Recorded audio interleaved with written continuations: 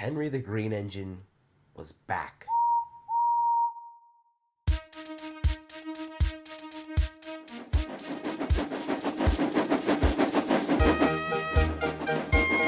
Crewe was a fine place, as Topham had said, but Henry was much happier being home.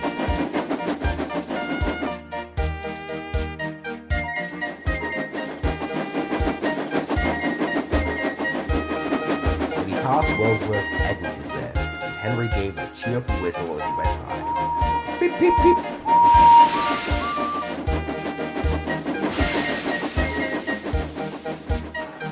Thomas said peep, peep, peep, too, to Henry when he passed Narrated. The timid chorus of whistles waiting for his return.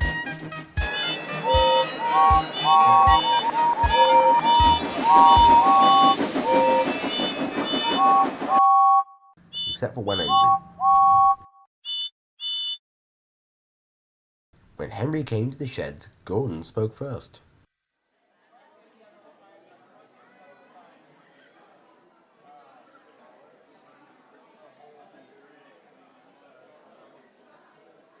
Hello, Henry. How was Crewe? They did a fine job, Henry smiled. Good. Now I can get back to doing my own work.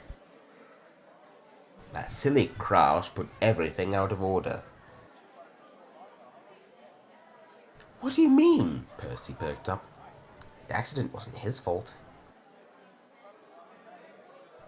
Besides, I feel much better with my new shape.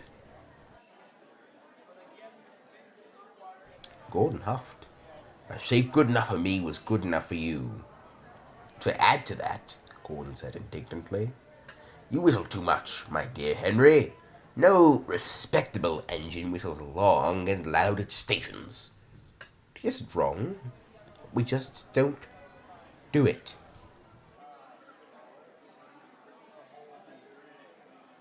Henry wasn't cheerful anymore.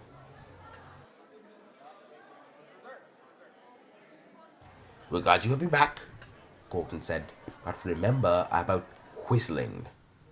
And he puffed away.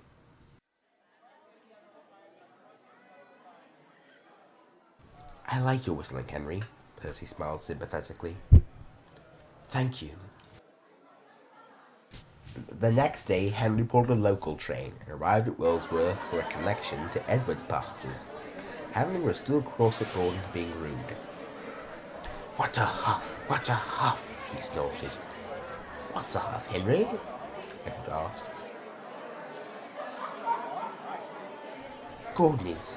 He says I shouldn't whistle at stations. He can't tell you what to do. Everyone else thought your whistle was grand. Me included. Henry smiled again. My whistle is grand, thank you, Edward.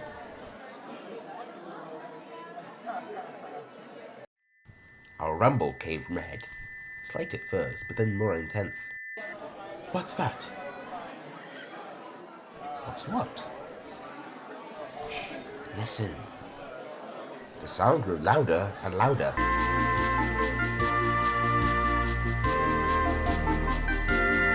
Sounds like Gordon, Edward told me. He ought to be here too. If he doesn't whistle loud and long at stations. Then the sound pierced their smoke boxes. It was Gordon. He came thundering down the hill at a tremendous speed. He didn't look at Henry. He didn't look at Henry. And went straight through Wellsworth. Henry smirked. He told me not to do it too. It isn't wrong. We just don't do it. The two chuckled.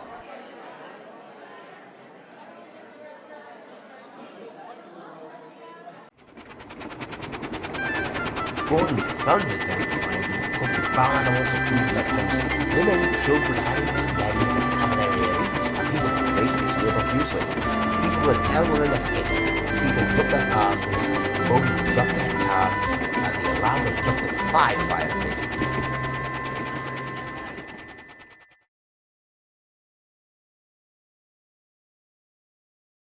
Titmus Station was just as bad. People plugged their ears, dropped luggage, and the coach's badmouthed Gordon too. He couldn't hear them though. Get him out, cried the voice. Something was coming to Gordon's cab. Sorry, called the driver ahead as he had plugged too. Get him out. Take him away. So Topham climbed into Gordon's cab and bellowed at the driver and fireman. Take him away and stop that noise. The noise didn't stop until two fitters climbed and knocked his whistle into place. Silence. Later that day, Gordon slunk into the sheds. He was glad it was empty.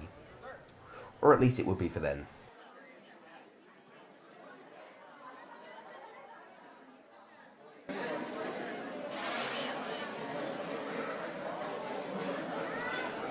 It isn't wrong, Wilbert Henry, to no engine in particular, but we just don't do it. No one mentioned whistles.